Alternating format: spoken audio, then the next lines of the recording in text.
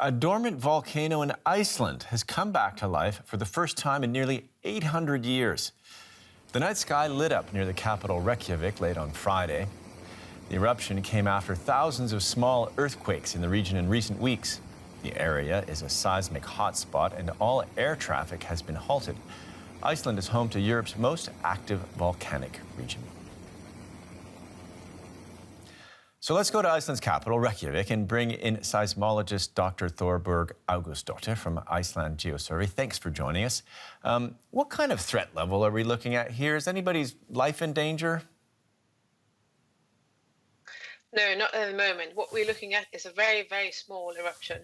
And this is a fissure eruption. So we, last evening and throughout the night, we had some lava fountaining, and you have some lava flowing.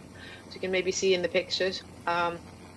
But it's a very small eruption, threat levels are very low, and the experts are saying that this is happening in the best possible place, excuse me, best possible place in the peninsula regarding infrastructure and people. So at the moment, since the eruption is very small, nobody is in danger, luckily. And the area of Iceland where you are, as you know better than anyone, is listed as one of the most seismologically active areas in the world. Are you able to learn anything from what's going on now? Yeah, we're learning it by every hour. So, as you mentioned, it's 800 years since we had the last eruption in this peninsula. This eruption type is completely different to what you experienced in 2010. It will not close the European airspace for a period of time. Firstly, it's very small. The second is it's a completely different type of eruption. What we're learning is that we can have seismic activity, in this case outlining intruding magma at depth. And then you can have the magma chose this time to go to the surface. It could have stopped and froze. The news from yesterday was maybe, is it dying down or will we have an eruption? So you see what happened last night. We had the eruption. Okay. Well, listen. So it's quite uncertain in a way. Okay. I think the last time many of us paid attention to volcanoes in Iceland was in that 2010 event. I'm going to try to say the name of the volcano. I think it was Eyjafjallajökull. Correct me if I'm wrong. It was quite good. Okay. How is this different?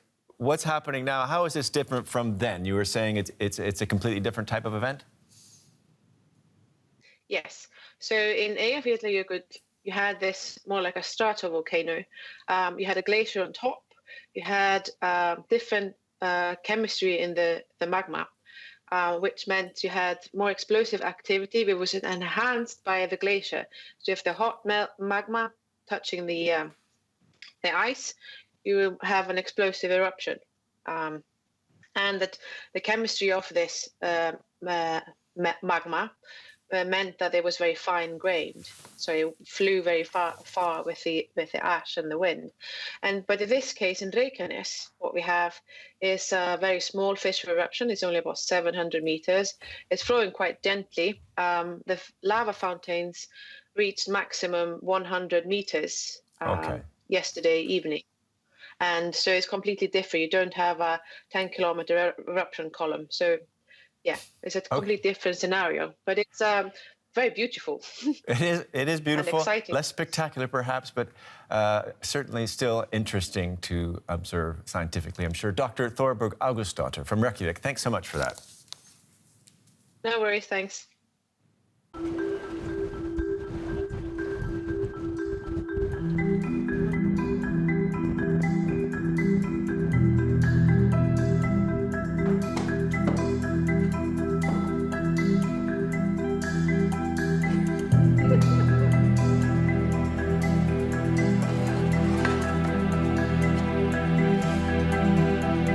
So the situation in Reykjavik is quite uncomfortable right now. Everyone is sleep deprived because the earth is constantly moving all day, all night.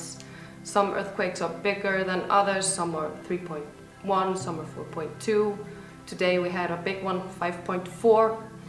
Things fell down on the shelves in the house, even though I had laid many things down.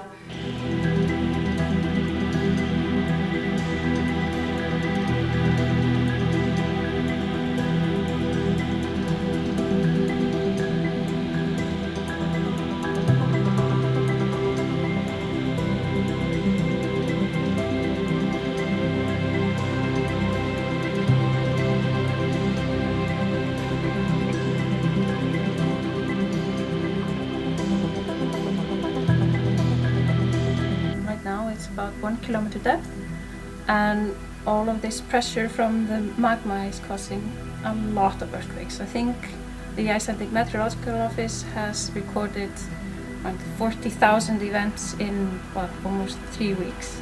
So it's a pretty strong activity, and we've never seen anything like this on Reykjanes before, not in written, recorded history. So it's a quite unusual activity.